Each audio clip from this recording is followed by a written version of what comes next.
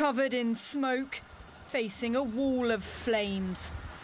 This is Castellón, west of Sevilla, where firefighters have been battling Spain's latest wildfires.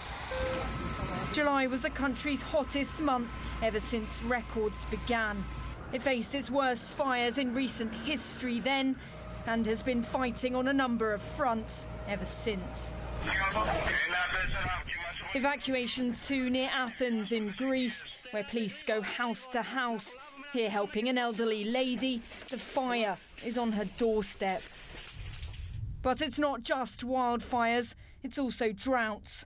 Prolonged heatwaves and little rainfall has left water sources critically low. These are Italy's rice fields.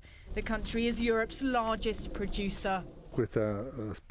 Because of this terrible water shortage, we have had to make some rather drastic choices. So I decided to prioritize and continue growing as they should be grown, certain varieties and certain fields, while completely abandoning others.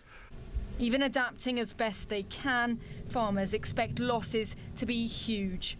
In the UK, there are also fears of food shortages as more areas of England are declared in drought. So what we're seeing with climate change is not just the challenge producing the food here, but also those countries that we would normally be relying on for imports. And that's why it's so important that as the UK, we take control of our food system here.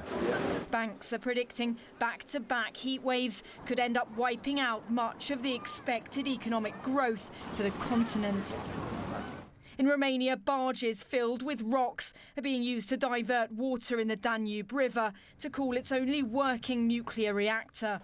It supplies a fifth of the country's power, but with water at record lows, authorities predict just 9 days of capacity remains.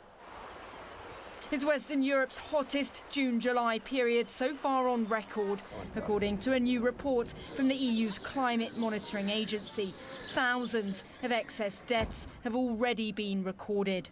10,000 people dying of the heat in Germany. That's twice as many as died in the World Trade Center attacks. So you might say we are under attack here. That is the truth. For experts, it's about surviving in the short term while preparing and adapting for the long term. Victoria Innes, TRT World.